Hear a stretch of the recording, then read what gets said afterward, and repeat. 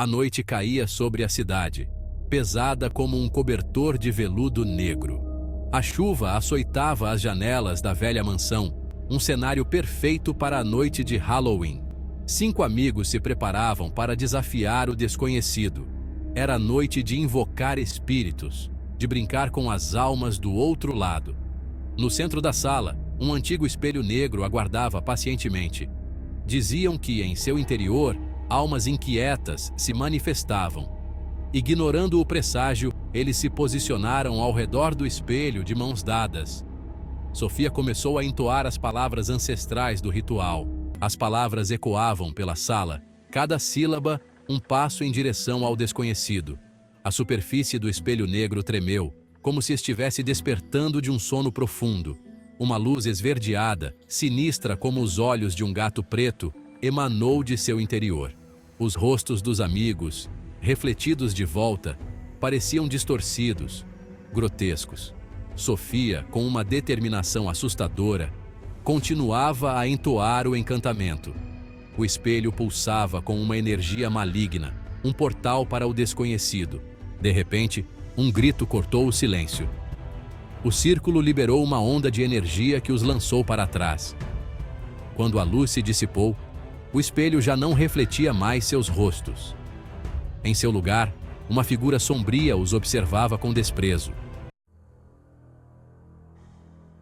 Um silêncio sepulcral se abateu sobre a sala, quebrado apenas pela respiração ofegante dos amigos. A figura no espelho, imponente e aterrorizante, começou a se mover. Seus dedos esqueléticos arranhavam a superfície tentando escapar. Um frio glacial se espalhou pelo ambiente, congelando os corações dos jovens. Júlia, em prantos, se encolheu no canto da sala, murmurando preces. Pedro, pálido, tentava encontrar humor, mas a piada tinha perdido a graça. Sofia, porém, mantinha-se firme, embora o medo a corroesse por dentro. Mas o tempo se esgotava. A cada segundo, a figura no espelho se tornava mais forte. E os amigos, presos em um pesadelo, se desesperavam em busca de uma solução. A figura começou a emergir do espelho, esticando-se como um chiclete. Não era mais só uma sombra, uma ilusão de óptica. Garras afiadas como navalhas, rosto cadavérico que faria o coringa sentir inveja, olhos que queimavam a alma com seu olhar maléfico. Os amigos, paralisados pelo medo, só conseguiam observar a entidade tomar forma no mundo real, como um personagem de videogame ganhando vida. Temos que fazer alguma coisa, gritou Lucas, com a voz esganiçada pelo pânico. Sofia, você começou isso, precisa saber como reverter, acusou Marcos, apontando o dedo para a amiga. Preciso do livro, o livro da minha avó, gritou Sofia, os olhos arregalados de desespero. O livro, um grimório ancestral mais antigo que a Dercy Gonçalves, continha os segredos do espelho e, com sorte, a chave para desfazer o feitiço e trancar a entidade de volta no mundo espiritual. Mas o livro estava no sótão, em um baú empoeirado, coberto de teias de aranha e protegido por uma horda de traças famintas. Atravessar a mansão agora, com aquela criatura à solta, era como pedir para ser o próximo prato principal de um banquete macabro. O medo os oprimia, roubando-lhes a coragem e a esperança, transformando-os em presas fáceis. O tempo escorria como areia entre os dedos. Cada grão, um lembrete da urgência da situação. A figura avançava lentamente em direção a eles, um predador se aproximando de suas presas. Eu vou buscar o livro, disse Ana com uma determinação que surpreendeu a todos. Distraiam essa coisa, ordenou ela, antes de desaparecer na escuridão do corredor. Os outros se uniram para tentar deter a entidade, como uma versão amadora dos caça-fantasmas. A cada passo que a entidade dava, o pânico aumentava, sufocando a razão, amplificando o medo. Júlia, dominada pelo terror, correu em direção à figura, gritando palavras desconexas, um mantra de desespero. Não! Nos deixe em paz!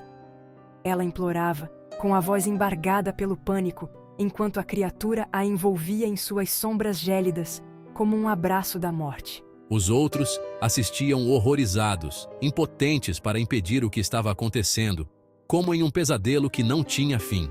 Júlia se debatia nas sombras, seus gritos abafados pela escuridão, um pedido de socorro que ninguém podia ouvir. Então, silêncio.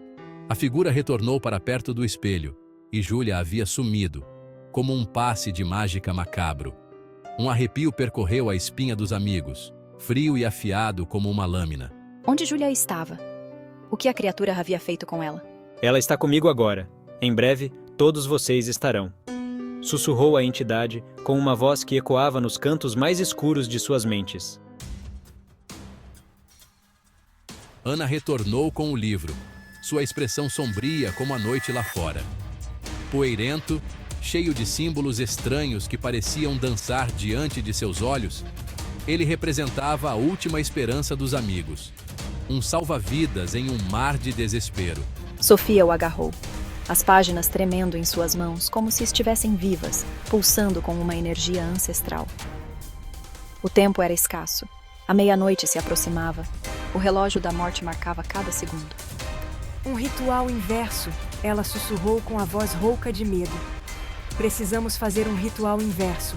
As palavras no livro eram antigas, complexas, escritas em uma língua que parecia ter saído de um filme de época. Sofia lutava para decifrá-las, o medo a impulsionando, a adrenalina combatendo o pânico. Pedro, Marcos e Ana se uniram a ela, formando um novo círculo, mais por instinto do que por vontade própria. Repetiam as palavras arcaicas como um coro de condenados, tentando ignorar o terror que os consumia por dentro. A figura no espelho se agitava, sentindo o portal se fechar, sua fúria aumentando a cada sílaba pronunciada.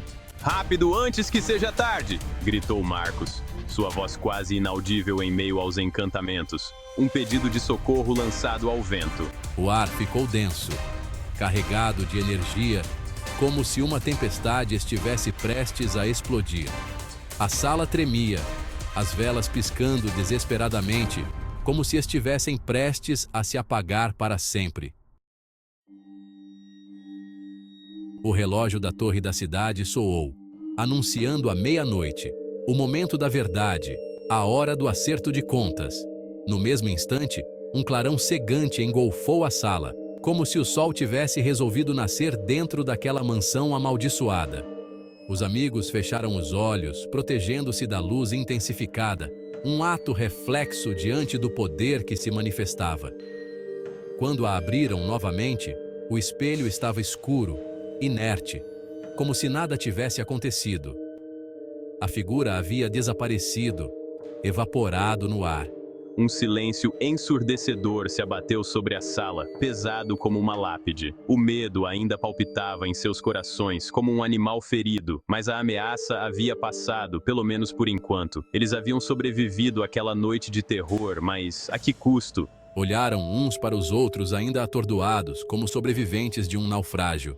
Onde estava Júlia? Eles se entreolhavam, a confusão tomando conta de seus rostos, como se alguém tivesse apagado suas memórias. "Cadê a Júlia?" perguntou Pedro, sua voz trêmula, um fio de esperança em meio ao vazio. Ninguém respondeu. Um vazio assombroso se instalou na sala, mais aterrorizante do que a presença da entidade, mais profundo que o abismo que separava os vivos dos mortos. Eles não conseguiam se lembrar de Júlia, de seu rosto, de sua voz, de seu sorriso. Era como se ela nunca tivesse existido, apagada da história como um desenho na areia levado pela maré. O terror voltou a se infiltrar em seus corações, frio e implacável como a morte.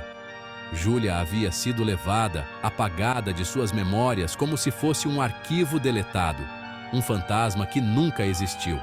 A entidade podia ter sido banida, devolvida à escuridão de onde nunca deveria ter saído. Mas o preço a pagar havia sido alto demais. Uma alma inocente sacrificada em nome da curiosidade. Eles deixaram a mansão naquela noite, marcados pelo horror que testemunharam, transformados pela experiência. A lembrança do ritual, da entidade, do vazio em seus corações, os atormentaria para sempre, como um fantasma que se recusava a ser esquecido. A amizade que os unia fora testada de uma forma inimaginável, levada ao limite, e a perda de Júlia, embora não pudessem se lembrar dela, deixaria uma cicatriz indelével em suas almas, um lembrete constante do preço da arrogância. O espelho negro permaneceu na mansão, coberto por um lençol empoeirado, um monumento a um erro terrível, um lembrete constante do poder obscuro que habitava o outro lado, esperando pacientemente por uma nova oportunidade para se manifestar.